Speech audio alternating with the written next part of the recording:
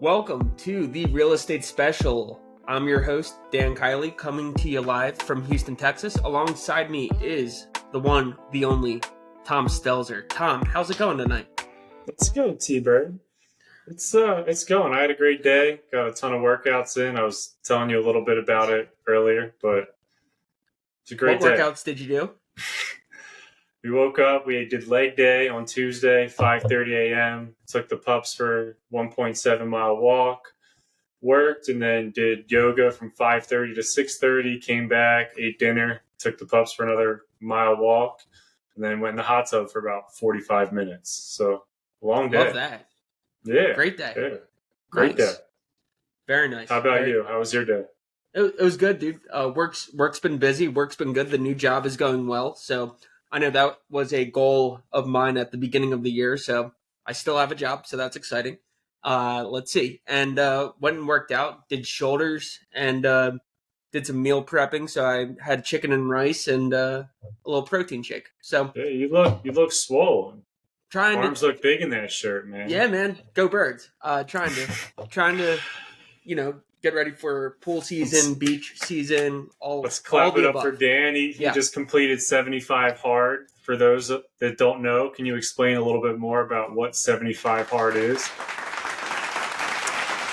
Yeah, so 75 hard is a full 75 days, 2 workouts a day. They both have to be 45 minutes, one outside, one inside, 10 pages of reading, no cheat meals, no alcohol, a gallon of water, read 10 pages a day, take a progress picture, and yeah, that's pretty much it. And started January 8th, finished last Friday. And then Saturday I had a beer. I had multiple beers for the first time since actually July 4th. So yeah, it was a little treat yourself moment, and it was a great weekend. And yeah, just happy to continue with the working out, and everything's about balance. So I saw the before and after photos, and Dan looks great. I appreciate it. And I was actually going back to the remember FanFest, like the year I graduated. Yeah. Brian Westbrook. Me and Brian Westbrook are next to each other, and I look like 2 or 3 times the size of Brian Westbrook. Not like tall, wide. So yeah, I have the same photo in my mind of me meeting Brian Westbrook that day too, and I was probably one of the fattest days that I had as well. Yeah, I was pushing 250 at the time, so yeah, I might have weighed more than you at that point. I don't know. I was probably pretty close to 255, maybe around 260. I think I peaked out at like 265, and then now I was actually this morning I was 213. So it's the lightest I've been since sometime in high school. So Congrats. Pumped up about it. Yeah. Thank you. Yeah. Anything else that's going on? My older brother's closing on a house this Thursday, so that's the 28th of March. So props to him. And then I'm actually driving up to Dodge City, Kansas. Will Kiley is going to be playing for the Kansas Storm, Dodge City, Kansas Storm. So that's a 10-hour drive from Houston. I'm driving up there Friday night to go play golf with him and my dad. So that's what I have for the weekend. And how about you? Any plans for the weekend? Do they practice with the Chiefs? Does he get to meet Travis Kelce or anything like that? I don't think so. Probably not, but you never know. So yeah. This weekend, Papa Stelz is down here in Florida. He's actually looking to move here, so he's spending some time with us. We're going to go to the beach this weekend and drive around and look at a couple places close to the beach for him to move into. So we're going to have a fun weekend at the beach and kind of doing some house searching with him. So excited for that, and also excited to get Jeff, your older brother, on the pod here in the near future and learn about his process of buying his first home and how that went. Yeah, it's really interesting. We thought he was going to be closing on this house back in September of last year, and it's just been kind of like an ongoing process, kind of like TDJ with Overbrook, and we had to wait. Yeah. I mean, he doesn't have to wait for somebody to move into a assisted living home. It's a new construction. It's a beautiful house. He sent me videos a couple days ago. But nonetheless, for this week's episode, and lastly, shout out to Dom Pizzi for hopping on the podcast last week. Go check out burr.com. We had some great views and likes, and people were really enjoying that podcast. So shout out to Dom. And we have a special episode this week. I believe it was episode 2 that we went through the TDJ Investments journey of real estate. And this week we're going through Tom Stelzer's journey of real estate. So, Tom, before we dive in, any tips for our viewers to, get started into real estate? Like any book that comes to mind, top of mind, that they should definitely read? Sounds so cliche because this is the same book that everybody reads, but Rich Dad Poor Dad really fixes your mindset. I got Sarah to read it, and she instantly was able to understand a lot more concepts that I tried to explain. So I think if anybody's really trying to expand their horizon or think a little bit differently about money, Rich Dad Poor Dad really breaks things down. Just having the two perspectives, right? You get the perspective of, the rich dad and then the perspective of the poor dad. And honestly, a lot of what you hear from the poor dad is what you almost think you'd hear from a rich dad. So psychologically, it's really, almost backwards, and it really just helps rewire your brain. And I think that's just a great book for people to start with. Yeah, that's a book I read. I think it was right when I graduated college, and I probably should go back and reread it.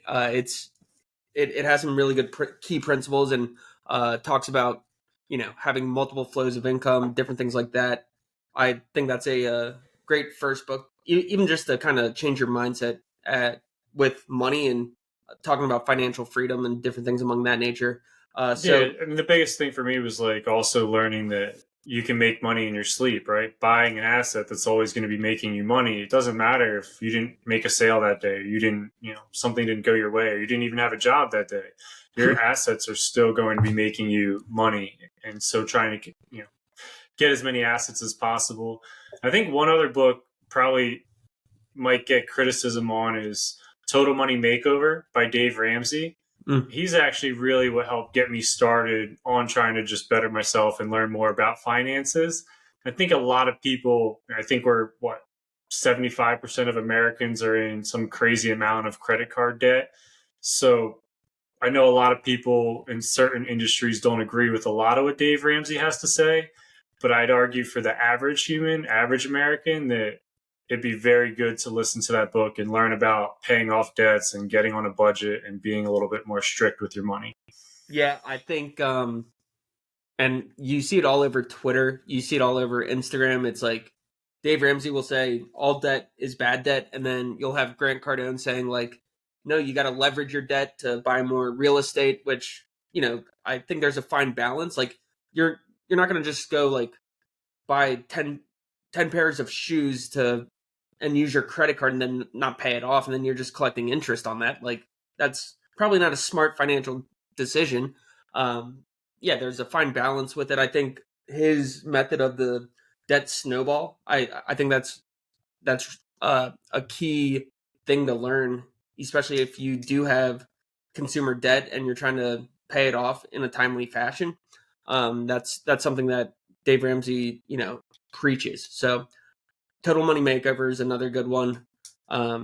Yeah, so let's kind of dive into your real estate journey. Because when we first partnered up with TDJ, that was 2018. I was fresh out of college, and you're like, hey, I want to partner up. And I know you might have started a little before that. So kind of walk us through from the time you graduated Misericordia to buying your first home and to where you're at now, if you don't mind. Yeah, and I know we touched on this a little bit in the second episode, but I'll probably repeat myself with a couple of things here. But once I graduated college in 2016, so June of 2016, got a job at Comcast, started working there. Almost moved home for a little bit, ended up moving in.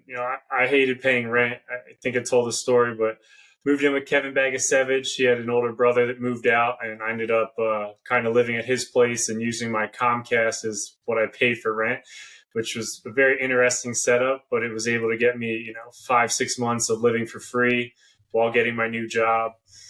And then I ended up moving into the football house there on Lower Des Moines. Somebody's lease expired, and I was able to move in there, leave Austin Denarowitz and a couple other kids.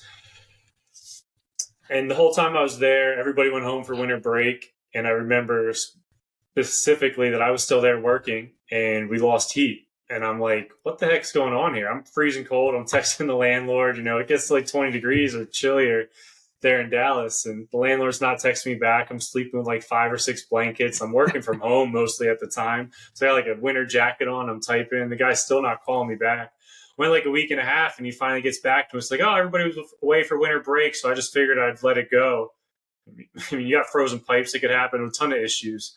He didn't seem to care. And he's like, I didn't know you were living here. I was like, well, I called you like, 5, 6 times. You weren't answering. And I was always curious about finance. And I used to listen to Dave Ramsey a ton and listen to Paying Off Debt. And I was always so intrigued by that. And again, the people that were on there that had rental properties, learning more about them always intrigued me. Oh, they're making additional income off of this rental. They're saying their mortgage is $500 a month, and they're making $1,000 a month, and so they're earning $500. Like, that just always fascinated me, and I started doing the math just in college about that specific house at Lower Des Moines. It was a duplex. He had upstairs and downstairs rented. I was paying $500 a room. 3 other guys were paying $500 a room. So I'm like, he's getting $2,000 downstairs, $2,000 upstairs. $4,000 this guy's getting. I mean, $4,000 to me per month is a lot of freaking money. Like that. Yeah, that's insane. $48,000 a year, right? Right. So that's crazy. And I started like looking up what did this home actually cost, and I don't know, it might have been like $200,000. Like, so this guy bought this for $200,000, and you just put in like a $200,000 house on Zillow, and it'll tell you what an average mortgage payment is going to be on that, right? And I don't know, it might have said like $2,000, maybe $1,500, somewhere along. I'm like, this guy's pocketing an extra $1,500, $2,500 a month, depending on where he's at and his interest and whatever else he's saving. And it just really sparked my interest. And I remember talking to Hutter and Austin, because I was, they were living at that house too, and said, hey guys, I'm kind of thinking about getting a house. And they're like, well, if you buy something, we'll move in with you. And that felt huge to me, because to buy a house and I'm paying $500. Granted, again, I had a full-time job. I was making decent money. I was doing pretty good at Comcast at this time. I still didn't know exactly, if I wanted to take the jump and just have a high mortgage payment. It still seemed scary. So when they were willing to want to move in with me, started searching for some homes and looked it up here. I purchased 267 Overbrook in 2017. So literally only had my job for about 10, 11 months and was able to purchase a house there. Granted, I mean, it was a little bit less expensive. I bought it for roughly $125. And remember, we went to closing and they had a electrical issue. The guy was supposed to replace the electrical panel. And like the night before we're closing, we find out he never replaced the electrical. And it was like $3-4 grand. He was supposed to do it. And he's like, I'm not doing it. So you're either buying the house or you're not. It's kind of strong-armed. I said, I really want the house, so I ended up purchasing it anyway. Paid the extra $3,000 to fix that. And I tell that story because a lot of people would give up and say, oh, well, I'm going to walk away. They're always looking for an excuse or a reason to opt out. I wanted the house, and I looked at it and said, hey, still going to get the house. It is what it is. I'll pay the extra couple $1,000s. And then on top of that, when I bought that house for $125, my down payment, I don't think it was more than $6,000 or $7,000. I did like a 3.5% FHA loan. Yeah. And so to get in there, again, I was making decent money out of college, and I was exceeding in the sales role. I was able to, was averaging like 125%, making a lot more than maybe, other people might just have a full-time job on a salary position. And I just wanted to put that money into real estate. And again, having Austin and Hutter, very thankful that they were willing to move in with me, and we were able to purchase Overbrook. And that's really what started my real estate investing career. Gotcha. And so before you bought 267 Overbrook, so when you're out there selling internet and phone services for Comcast and you closed a sale, were you putting your money in the stock market for the time being until you were ready to, take that and go buy a house, or were you just throwing it in the savings and just basically waiting for the right deal? I wasn't really smart with money. I mean, I grew up in a household that, I mean, we didn't have a ton of money problems growing up. At least not that the kids ever felt. So, but I never really had a ton of financial conversations either. So I didn't know exactly what to do with money. And I think that's maybe why I was so intrigued by listening to Dave Ramsey. And this is almost even before podcasts were really big. I mean, I would hear that guy on the radio and I'd be like, oh my gosh, like I don't want to lose, signal out of this, listening to this station. I would just listen to him all the time. So I think part of it really came from just trying to learn as much as I possibly could about money. Yeah. Yeah, I think that's something that and I think we talked about this, maybe it was with Tyler Brown. It might have been with Zach Konigsberg, that the education system doesn't really teach us how to file taxes, how to balance a checkbook, or how to invest your money. It's like you make your money and then you go spend it. You spend it as quick as you earn it, right? So it's really something that I think is important, is to, as you're driving to your job, go ahead and throw on a podcast about money, or listen to YouTube videos or read books about how to actually better manage your money for financial freedom. I think that's a big topic of conversation that we've had in the past, and it's like we don't want to work until we're 65 or 67, and we would like to retire a little bit earlier, right? And I think part of it too, at least for me to answer your question a little bit more specifically, I was frugal in the sense that I hated spending money on anything. So when I looked at rent, it just was something I did not ever want to pay. I'm not really sure why, but it always felt like rent to me was throwing away money. And that's what intrigued me to, I was just saving up my money. I was loaning some money to family and friends. I mean, I was really probably doing all of the dumbest things I possibly could with money. I was not super smart with it. I wasn't investing in the stock market, and I just knew I didn't want to pay rent. That was the one thing that I learned and did not want to do, which helped me save up to buy the house. So I was not doing maybe as many smart things as I possibly could have, but I also knew, hey, if I had a credit card, I'd get a credit card and I'd pay it off. I sold cars, so I knew a little bit about credit.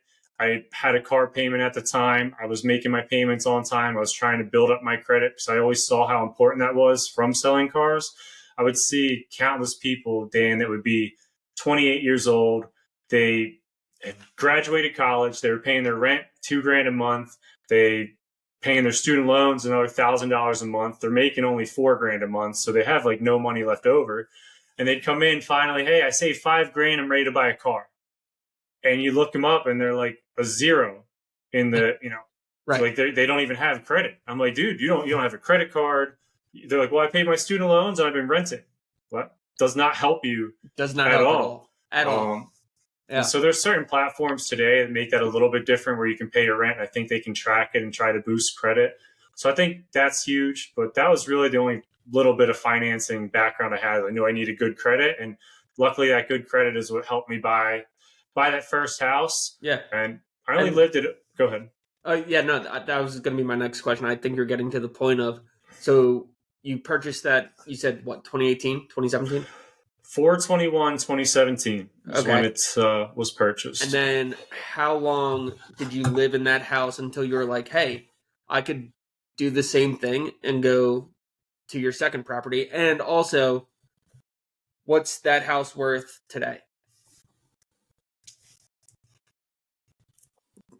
Looking at these numbers, and something can't be 100% accurate, because it's saying that I bought Center Street in October of 2017, but it seems like a little bit difficult. I only lived in Overbrook for 6 months. Comcast must have been treating you really well. And maybe it was that soon. Sarah and I pretty much started dating right when I bought Overbrook. Mm-hmm. And I mean, she liked it there, but we were living with, college roommates and things of that nature. So we wanted to move out and Hutter, get, Austin, yeah. yeah. And Joy Mack was there too. Shout out to Joy. So Mm-hmm. we decided we want to get our own house. I thought it was a little bit later than this. I thought it was maybe a year later, but Zillow's saying it was 2017. So maybe 6 months later, I knew I wanted to be with Sarah. And again, I knew I didn't want to rent. She wanted to move out. I'm like, I'm not renting. I don't know what to tell you. And she wanted to move closer to where she was teaching in Clark Summit. So we just started looking at houses. That was the only thing I knew. It was, all right, we'll buy a house and I'll move out of Overbrook and we'll just keep that as a full-time rental. So we went ahead and looked at a ton of houses, fell in love with Center Street there in Clark Summit, and put our money together, which is a little bit unique. Dating for 6 to 8 months at the time, Yeah, and just saying, "Hey, you know what? We're gonna move in together." But I wasn't gonna rent. I'm like, even I always knew it was gonna work out, but even for whatever reason, say it didn't. I felt, hey, we would have had a house together, probably would have gained some equity and split it. I guess I don't know. Again, it's not maybe the best advice, but it worked out for me. right. And I'm not gonna, I don't regret it. If you know, you know. And again, everything worked out perfectly from there. So we moved into Center Street, treated Overbrook as a full-time rental. And at that time, I was still going there and cutting the grass, putting the lawnmower in the back of my Jeep, driving the 30 minutes and trying to just be a, complete landlord all by myself and managing that whole process. And then after I bought Center Street with Sarah and I'm living there, I kind of realized I don't have any money. I'm kind of out of money. What can I do? Strapped. Yeah. Yeah, I'm strapped. I want to buy a house. I want to start investing more, but I really want another rental property. Misericordia has been great to me. What do I do? And I started reaching out to friends, family, telling them, hey, I've been investing in real estate. I think there's a ton of ways to make money. I'm really looking to grow. And you and I had a bunch of conversations about it. And you just wanted to bring your pops in and said, sure, let's have a conversation. One thing led to another. We created TDJ Investments there towards the end of 2018. I believe it was like end of 2017. It was the end of 2017. Yeah. It was. I think you came. This was at the time that my dad was owning TFW, Training for Warriors, and I think you came for a workout or something. Then we talked, and and I think that was like early 2018 because we bought Richards, and then we had the quick turnaround with Marshall to get that up and running to run it out to college kids, which we weren't allowed to do. But anyway. Yeah, so Dan's spot on. May of 2018, we bought Richards Drive, and we talked about that a couple episodes ago. Mm-hmm. Turned out to be a great purchase. It was a house that Jeff brought to us, and he was really adamant about wanting to buy. We bought it, put a bedroom in the basement quick, rented it to 4 college kids, and then the HOA a year later told us to kick them out. Yeah. So we're like, what the heck are we going to do? And that's when I remember driving by 65 East Overbrook and seeing a for sale sign and seeing that, hey, the house looks half decent. It was like $80,000. I think it was, or $90,000. 89 something, yeah. Yeah. So anytime you can buy a house for $90,000, it just, at least to me, I was like, we got to buy this, guys. Yeah. And so I brought it to TDJ and we, thought about it, put a loan together, and, one thing led to another. We got really lucky because I'm sure somebody else would have scooped it up if she wasn't a hoarder, if, she didn't say, hey, I can't close yet. I might close. Yeah. Cause she was waiting to move out to a retirement home. So we got a little bit lucky there that we were willing to meet kind of her selling demands. And it ended up closing right at the perfect time. We cleaned it out and got it ready for the college kids that moved then out of Richards to Overbrook. Right. Going back to Center Street, what did you guys end up purchasing that home for? Did you guys do another FHA loan? Or did you... I don't think we did an FHA loan. If I remember, we put roughly $18,000 down. And I think it ended up being like 7 or 8 each. So maybe it was like 16. But we just did like a like 5 or 10% down. We bought it for just conventional. Yeah, conventional 137 is what we purchased Center Street for. Gotcha. So, and then Richards, we all put, I think like 15, 20K together. Yeah. And because we we bought bought that that for 100. Yeah. right? Yep. Yeah, and we had to put what 20% down. Yeah. Yeah, so plus the repair, so I think it was all in all, I think it was 15K each. Yeah, and that's something, just to touch upon that I think is huge for people that are looking to invest in real estate. You might not have enough money to put 20% down by yourself and fix renovations, things like that. But get partners, talk to some of your friends. I mean, if you can't get something together, think about buying something with somebody else. Get creative. There's a ton of people that should be investing in real estate. 33% of something is better than 33% of nothing, or 100% of nothing. Right. Yeah, that's a great point. That's kind of where I'm at right now is, job's going well. Part of TDJ with you and my dad, and I own 33% of TDJ's full portfolio, which is great. I mean, I'm still paying rent close to $2,000, and by the end of this year, we're buying a house. Let's go, baby. And I've talked to Zach Konigsberg about what a down payment would look like, and then you can get seller concessions. That's something that I didn't even know about. So we might need to have Zach back on, or have him refresh our viewers and talk about seller concessions. And like, for example, I think, my older brother is only bringing, I think, close to $4 or $5 grand down for full on closing costs, because seller concessions, there's a grant for the state of Maryland and a bunch of other things. So, you also partner up with a real estate agent that is knowledgeable and it has your best interest at hand. I think that's important as well. Don't be afraid to shop around, call different people, get opinions from different people. Don't be afraid to shop different loan officers, shop different loan programs. For example, in Maryland specifically, I know my brother-in-law went through a specific program where he was able to get his student loans forgiven if he lives in this house for 5 years, just part of a loan program there in Maryland. Yeah, so there's a ton of different loan programs out there. Don't do your research. Yeah, there's that common misconception, and we've hit on it time and time again, that you have to put 20% down for a new house or your primary home. I have a buddy that did that out in west of Houston, and it's like, why did you do that? But hey, to each his own. But there's a lot of creative financing options, and make sure you exhaust all options and see if there are seller concessions or grants. It depends. I think it varies by state, but that's something that I think would be good for somebody that's looking to buy their first house. Yeah.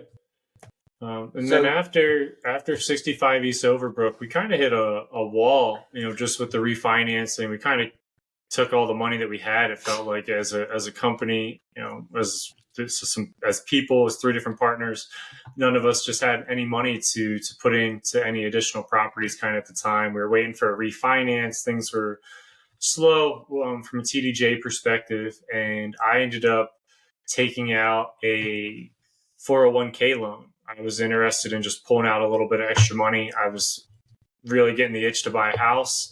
And so I took out a 401k loan, which, again, some people would say that that's absolutely crazy. Why would you do that?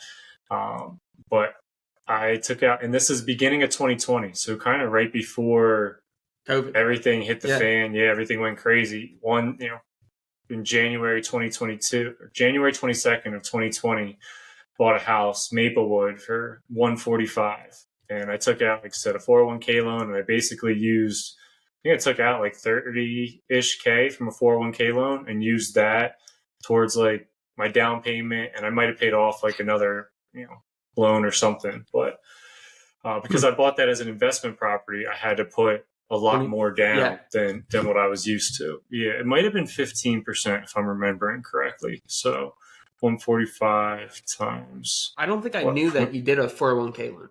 Maybe we did talk about it, but maybe it's the concussions talking. I don't know.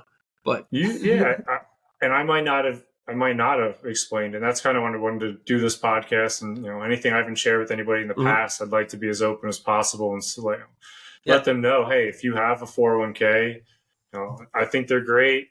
Part of me wishes I would just cash mine out, even though I know a lot of people say that's stupid. One day, who knows, maybe I will.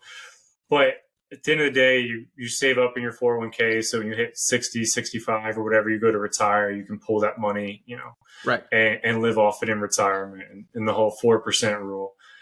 While I would joke and say I'd like to just cash it out and buy a bunch of real estate, I feel like I can make more money today that I could live off of for the rest of my life than waiting until I'm 60 to live off a smaller portion. Again, I wouldn't take that as a, financial advice by any means, but that's just something I think about from time to time. I But I can. did take out my 401k loan Yeah. and I used it to buy this property. Luckily, it was before 2020, so that house has definitely appreciated a lot since then. And I paid off that loan, the 401k loan. I was able to pay it off. So now I have a cash flowing rental property that's gained significant amounts of equity. And all it cost me was, when you take a 401k loan, they're relatively inexpensive. They allow you to pull up, I think you can pull out up to $50,000 or half of whatever you have in your 401k. So if you Mhm. have 50k, you can only pull out 25. If you have 100, you can pull out 50. And so Hmm. I did that, pulled out my money, used it to buy this as a down payment, and bought that house. So Interesting. that's when it I. had Maplewood. Go ahead. Oh, no, no. Go ahead. Sorry. So you had Maplewood, you had Center Street, and you had Overbrook, right? Yep. So at that time, I had the three properties by myself, and then the two with TDJ. And Maplewood was kind of a house that just got flipped. I didn't, for whatever reason, I always felt more comfortable doing renovations, projects, fixer uppers with partners. I something that just felt, hey, if something hits the fan, something crazy happens, some expense, I got to split it three ways versus one way. Not Mm. saying it's right or wrong, but that's how I felt. So buying this house was a completely, renovated flip. I had no work to do, just buy it, put some kids in there, rent it out. Right. So I did that, and it being nicer, I was able to charge a little bit higher rent than what I was charging on my other properties. Gotcha. So that's a interesting time frame, or I guess just it's an interesting point in time. You have a pandemic that hits, right, and people were sitting there just watching the stock market crash and burn, and then slowly come back. Uh, going as a investor in your mindset as when it comes to investing, are you more of a risk taker, or are you kind of a very like reserve type investor? I think I've changed over time. As a kid or in my 20s, and even, I always felt riskier, right? And I took a lot more risks. I was always glass half full type of person. I mean, even with my first home purchase, hey, something could be wrong with the electrical box. This guy's supposed to fix it. He didn't fix it. You want to back out? You should back out, is what the realtor's telling me. And I'm like, no, I want the house. I don't want to back out. I'll take the risk. I'll pay for the electrical, hoping it wasn't too bad. So I definitely think I was riskier. I mean, taking out a 401k loan to then purchase another rental property is definitely a riskier investment than most people might do. So Mm. I would say, I mean, if you look at my investments in my 401k, I'm definitely on the riskier side of things. So I would definitely say I've used to be a lot riskier. Mm-hmm. Now that I'm a little bit older and, with Sarah, I think that my risk tolerance has definitely diminished to an extent. I just like to be more educated before I make a decision, if that makes sense. I mean, I'm not afraid to take a risk. We bought obviously Machel and Mill. I feel like they were some risky properties to an extent, but again, I felt more comfortable having you and Jeff and purchasing that, three ways than Then one. buying it by yourself, and then it's like, if all hell breaks loose, then you're the one eating all the risk. It's not advantageous for you anymore. So that's Yeah, another reason why it's always good to partner up with people. Um, and I think you saying that you've learned to like be more educated before taking a risk or investing in a property, there were times when we were waiting for that refinance after, I think it was Overbrook, that we were finding deals left and right, and we're like, oh yeah, we got to buy this, we got to buy this, and my dad's like, this doesn't fit the Burr strategy. So, to your point, I think we're both, oh yeah, this is something that, yeah, risk, yeah, let's do it. But now we've kind of learned over time of TDJ and your personal real estate journey that it's like, let's, like, all the good things that could happen, all the bad things, like really just make a pros and cons list with it, and reevaluate before you just jump right in, right?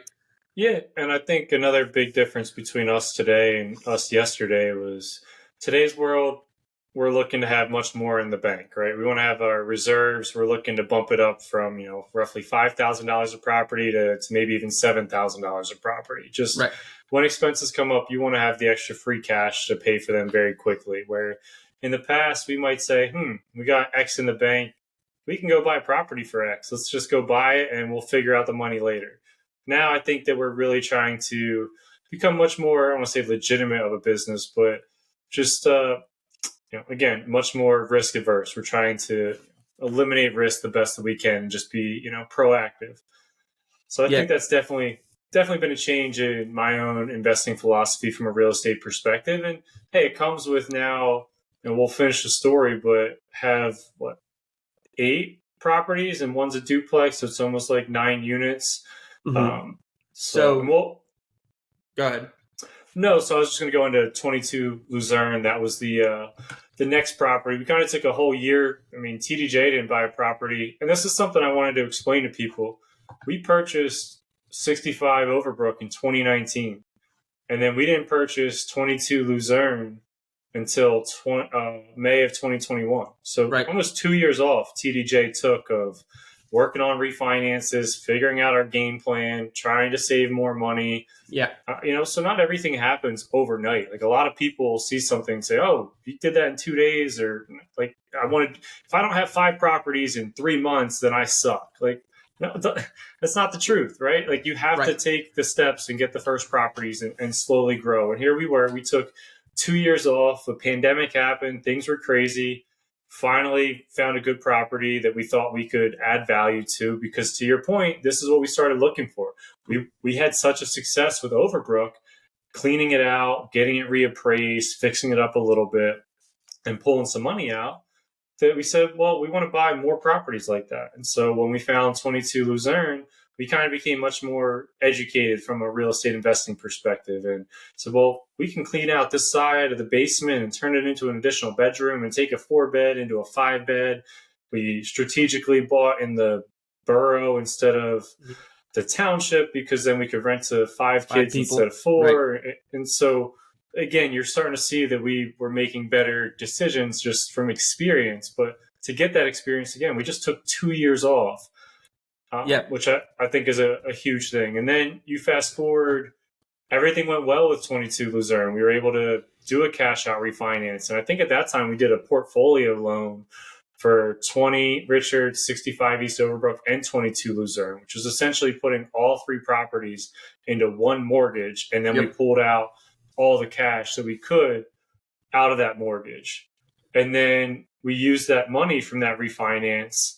And again, this is 2022 August. So about a year and some change after we bought 22 Luzerne, we went and bought 42 Mill Street, which is a property that I was in love with for a long time. We told the story kind of in the TDJ breakdown. But we were able to buy that. Luckily ran into the owner. He went and showed us 160 Machel. We bought that property package deal as well. Yeah, as a package deal. And we only really had enough money for one of the properties, so we had to put some additional capital of our own into the deal. And we got even more creative. We went to the bank and said, like, what can you do with Machel? We feel like we're getting a great deal, but there's a bunch of renovations. It needs a new roof, new flooring. We want to add some bathrooms, kitchen, other renovations. And the bank worked with us and came up with a construction loan. Mm-hmm. So basically, to break that down the best that I can is purchase a property, let's say for $200,000. but you get an appraisal that the property's worth $300,000. Well, the bank will then say, well, since it's worth 300 and we're going to do an 80% loan to value, we're going to give you, what is that, 260 or is it 240? Let's see. That would be 240. Yeah. Yeah. So in this scenario, they'd give us 240 for that house that we were buying for 200, but it's the 200 plus your 20% down payment. So really, your 200, you're only getting a loan for 160. So you're putting 40 down. So then you get a loan for 160, but the mortgage is technically for 140. The bank gave us that $80,000 in equity as a construction loan. So we were able to take our loan that was only going to be 160, raise it up to 240, and put the $80,000 into the property. And it was a little unique because say, hey, we're getting our roof done, and they ask for the quote, and you got to show them the $20,000 quote of the roof, and then they give you the money. So it was a little bit quirky, but again, talking to the bank, figuring out our options is one thing that really helped us close that deal. And that's, been a huge purchase for us. And here we are in 2024, almost a year and a half later, and we're still working on refinancing out of that. Right. But once we get that figured out, TDJ to the moon. We're ready to buy a lot more properties and pull out some of the equity. And that's one of the more difficult things about being a real estate investor too, that I've learned over the years. And I struggle with this because I always want to buy more real estate, but real estate's expensive. It's not cheap. It's not cheap. And it, as much as you hear, whether it's, I don't want to just call out Bigger Pockets or different podcasts or YouTube videos where it's like, oh, I have a $5.7 million real estate portfolio and it happened overnight. It doesn't happen like that. I mean, there are different strategies like fix and flips, and you can flip pretty quickly. Dom talked about that previously on our last episode. But like, if you're doing the BRRRR strategy, like you're building your portfolio, it's going to take time to refinance. It's going to take time to find that right deal that fits your strategy. And I don't think people should get that mindset of like, oh, I'm going to be rich overnight, and then don't have to, work a full-time job. I think there's going to be a certain point where it's like we have enough income coming in, whether it's with TDJ or your personal real estate journey or whatever the case is, where you have that passive income where do you really need the full-time job? Then that's something to reevaluate when you cross that bridge. Yeah, there's a ton of ways to go about things, and that's obviously why we're in real estate. We want to be able to build up that residual income and the income that you can make on a monthly basis and make while you're sleeping. And yeah, I definitely agree with that. There's a lot of stuff that you see out there too that you don't need a ton of money to invest in real estate. And there are things like seller financing, and I'm not an expert on it by any means. Using other people's money. Yeah, so there's things like that. I think a lot of people pitch those stories because there's a lot of people that don't have a ton of money. But I think the biggest thing, and what we try to preach here is just get started, buy your first house. I think that, again, it gets lost in that rent versus own argument. But if you buy a house and you live in it, 5% down, 10% down, I know interest rates are high. I know your mortgage payment might be high, but rent's not that cheap right now either. So, and I'm not saying that you can't buy the house. And, if you want to live in this, center of Houston, Texas, sorry, it might not be affordable. You might have to live 45 minutes outside of Houston, Texas to be able to purchase your home. Yeah. That's just a sacrifice that you might have to make. And I'm not trying to talk to you specifically. I'm just talking to anybody that. Yeah, you are. No. I'm just saying that there's so many people that want to live in Scranton, Pennsylvania. It's like, oh, Scranton's expensive. Why don't you, it's not expensive, but if it was, why don't you go live in Tunkhannock, Pennsylvania on a farm where it is cheap? You got to make certain sacrifices now so that, because if you buy that home, it becomes something that becomes an asset. You can then move out of that home, even if that's where you're living and you're paying rent or you're paying your mortgage and you don't have anybody else there. Well, you save up, maybe it takes you 5 years, maybe it takes you 10 years. But if you move out of a home in 10 years, probably build up a decent amount of equity, right? 3% a year, that house is appreciating, going up in value. Right. You move out now, you might be able to refinance and pull that money out to buy your next property. Maybe you can't refinance. Maybe interest rates are through the moon. You still have a cheaper mortgage. You can probably rent that house out, make a couple dollars, and use that to, afford your next payment. And then you live there for 10 years. Like, it doesn't have to be this overnight process. It can be a slow, methodical process. But if you buy a house that's worth $200,000 and it goes up 3%, and you keep that for 30 years, the house can be worth $300,000-$400,000 over time. That's exactly what happens in the way that money keeps getting inflated, and what you have today is worth less than what it's going to be worth tomorrow. Right. Is that saying that accurately? I think I believe that's the saying, but somebody can correct us if we're wrong on that. But but for example, to your point, if you look at Houston on a map, there's the inner loop, and then there's the suburbs, outer loop, like Cypress, Sugar Land, Conroe, Texas, for example. My dad sent me a video on TikTok, Conroe, Texas, like 4-bedroom, 2-bath, beautiful home for new build for $200,000. And that's probably like an hour or so away from like downtown Houston. So that could potentially be a sacrifice somebody's willing to make and have that commute to the office if they're willing to, buy something for cheap and it's affordable compared to where I'm at in the Heights. There's a small 3-bedroom, 1-bath right behind my apartment building, $650,000. Exactly. And it's like a shack, So, it's really interesting to see, you just go 30 or 45 minutes outside the city, you can get like a 4 or 5 bedroom for under $300,000. So going back to go ahead. No, I actually got caught up in some of our houses, and I missed one. Okay. So when I was living at Center Street with Sarah for a while, and I purchased a house in Maplewood with my 401k loan, then Sarah and I got married in June of 2020. Mm-hmm. So about 5 months after I purchased Maplewood, and we kind of felt that Center Street was just a little bit too small. It was a 3-bed, 1-bath. Having 1 bath with your spouse or just anybody in general, 1 bath is tough, in my opinion. You have guests over, you're sharing a bathroom, and right. Got a horror story with that, but I won't go into any details. Maybe if we get Weg on here, Weg's got some rental properties, so maybe we'll get Weg on here, and he can tell you about our horror stories. All right. But we decided that Center Street was too small, and so we saved up and bought a house up the street that was a 3-bed, 2.5-bath, timber. And we said, hey, Center Street's not that bad. Why don't we just keep it as a rental? So we kept that house as a rental and bought our new primary like 3 minutes up the street that was a little bit bigger that we felt we could grow into after we got married. So then Sarah and I bought a different primary residence. We lived there from 2020 to 2022. And then in 2022, that's when we did a refinance of pretty much our whole portfolio. I took Overbrook, I took Center Street, I took 63 Maple, put them all together in a portfolio loan, similar to what CDJ did. Right. Did a cash out refinance. I mean, it took things that were a 3% rate to like a 4.5%. I mean, but compared to rates today.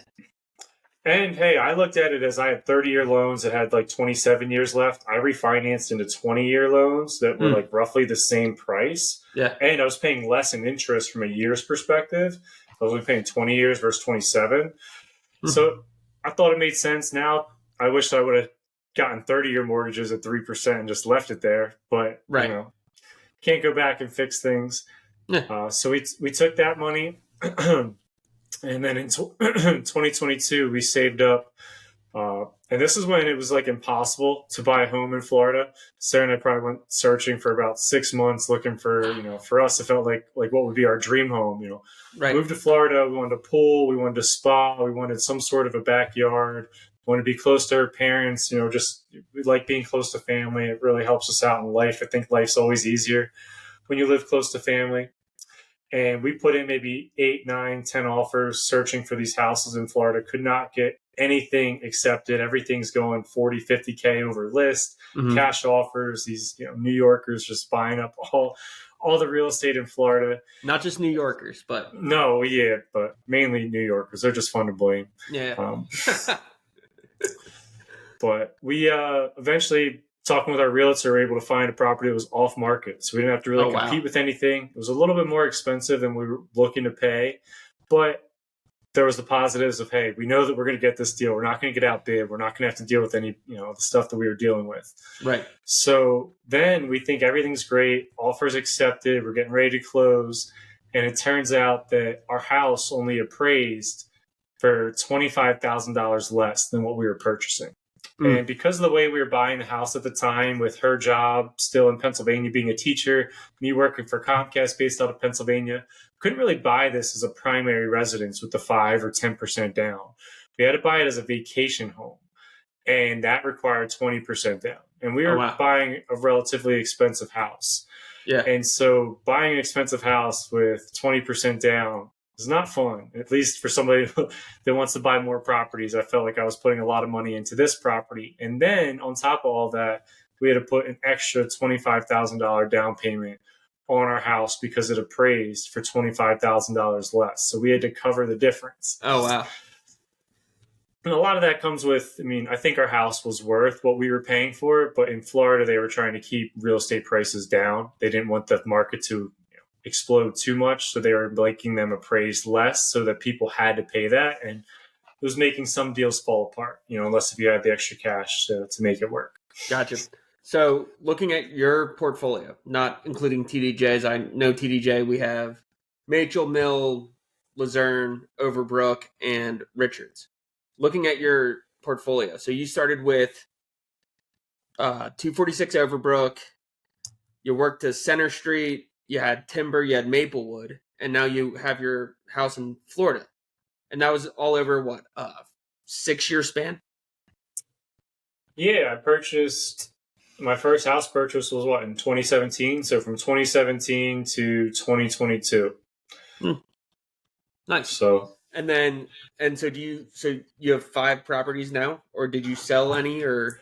Yeah, so we ended up, once we moved to Florida, and just with how expensive the move was and the overall purchase, my dream was to keep all my properties, but Center Street always was kind of a house that Sarah and I purchased to live in. It never, I wish that we would have done a little bit of extra research and said, hey, what would this house be from a rental perspective? But it had some things that were going to add up in cost. It needed a new roof, it had a really large shed that was going to fall down.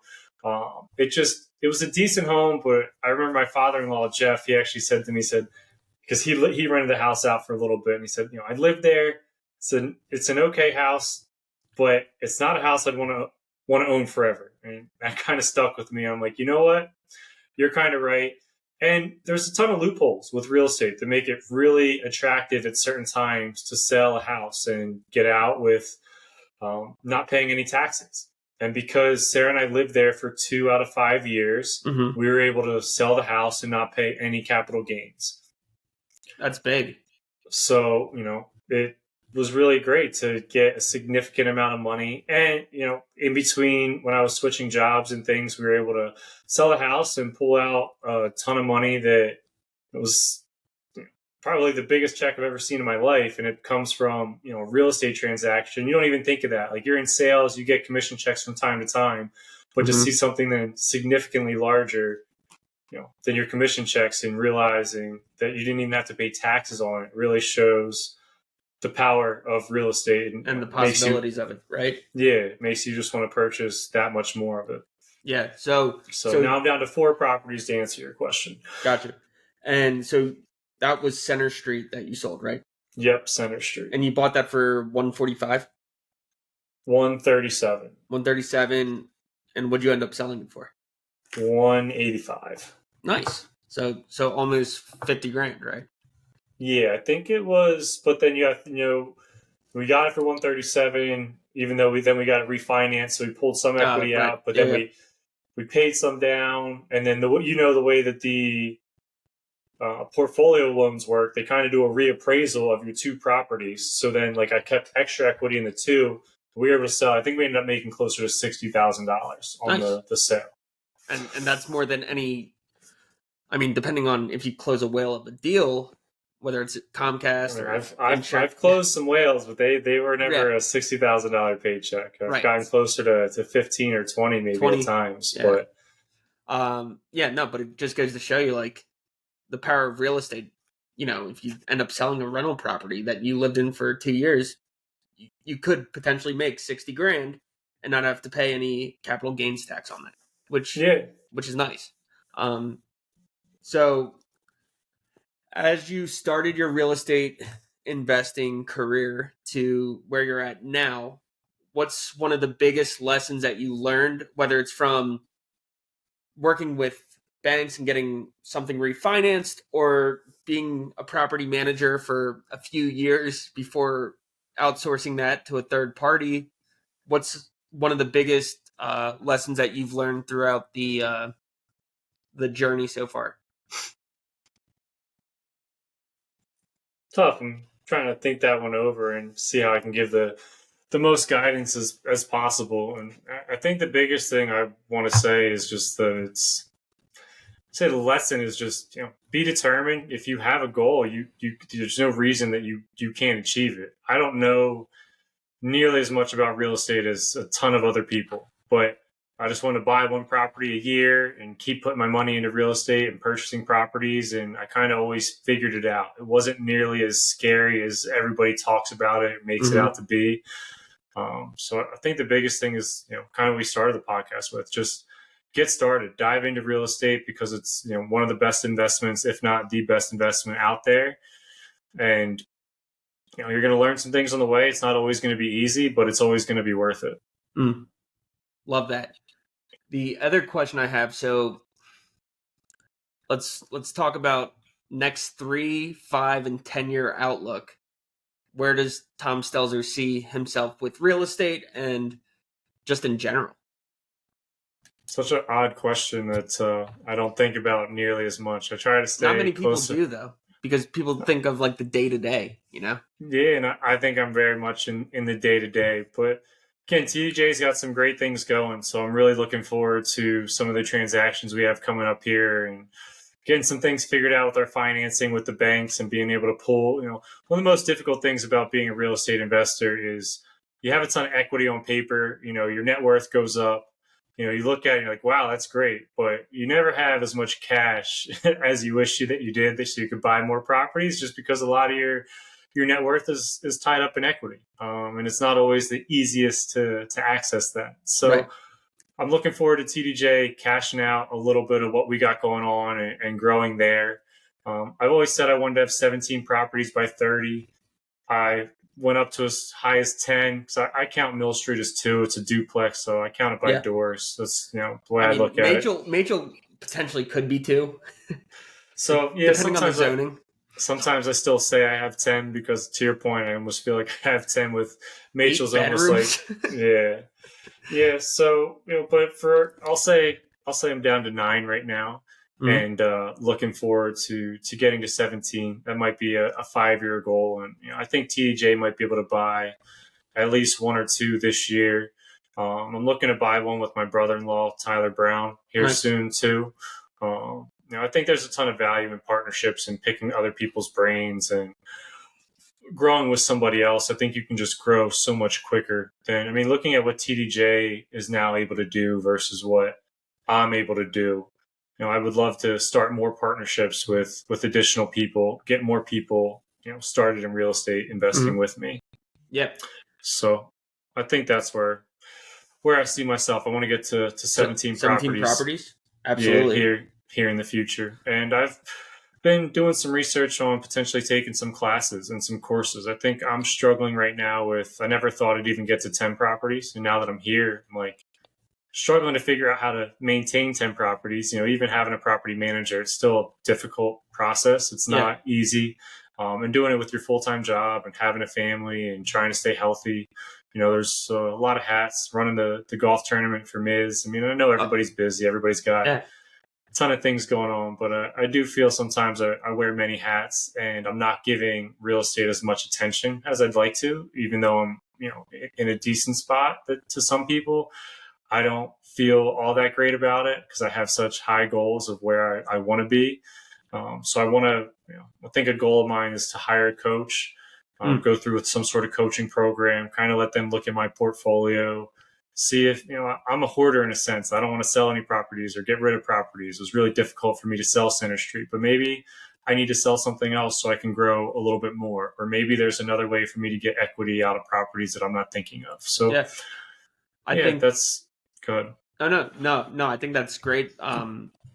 And from your perspective, you might feel stuck, but the amount of success you've had in 5 or 6 years is remarkable, and I think people can relate to that story if they don't know how to get started or where to get started. I think the way the market is now, I mean, the people are scared of the interest rates, but it's kind of like what you said. You kind of just have to jump right in and find that property that you could potentially just live in for a year and then move on to the next one, right? With the FHA. Even even Dave Ramsey the other day, I was laughing so much when I saw this, but he even said, "Marry the property, date the rate." And I'm like, for Mm. Dave Ramsey to say that was pretty crazy, Is right? Dave feeling all right? Yeah, that's what I was thinking. But it just proves that, at the end of the day, you really should buy a property that, whether you can buy a duplex or you can buy just any sort of investment property, rent out some rooms, do something to make your living expense a little bit less expensive. The rates are going to fluctuate. They'll drop eventually, but your property is going to be the cheapest that it's possibly going to be right now. Right. Prices are probably only going to go up. And even if they drop for a little bit, they're going to go back up here eventually. Right. Yeah. So the last thing that I'll say, let's talk about the Misericordia Golf Tournament real quick. Let's put a plug in for that. So when is it? What's going on with it? Put me on the spot. I've got my call tomorrow. I'm not officially prepped for it. Oh, But come no. on. So Misericordia football tournament. We're hosting it at Green Pond in Allentown. We switched up the location this year just to try and get a little bit more traction. Putting it close to the Allentown airport. Hopefully, some people can maybe fly in. Dan from Houston flying to Allentown make the trip a little bit easier. I don't know if you can swing a club with arms that big. Maybe. I need to do that yoga. July 20th is the date. It's going to be a 1:30 shotgun. You get there at 12 o'clock, get warmed up on the range. Going to provide golf balls, put a little golf goodie basket together for everybody. But just try to get everybody to turn out. I think we've had 61 2 years ago, 63 last year. So hoping to go over 70, 80 people this year, trying to spread the word the best that we can. And, raise money, give back to the program. All the charity money goes right back to the program. They use it to, it's really cool, but they were able to purchase, like hydration station is what they call it. But, for a D3 program, you go in there and they got their muscle milks, their Gatorades, their Powerades. They have protein bars, protein shakes. But, I remember walking into D1 programs, D2 programs, seeing those types of things. And now to know that this golf tournament is helping raise money so Misericordia, a D3 football program, can have those same types of things. It's a great turnout. You can sponsor a sign if you can't show up, sponsor a golfer. We have a ton of different options. So love it. July 20th, Misericordia football golf tournament. Love it. So yeah, I'm definitely flying in for that. I have a cousin's wedding in Pittsburgh the week before. I'm supposed to have a family reunion on July 20th, and I told him I can't make it. I'm going to the golf tournament.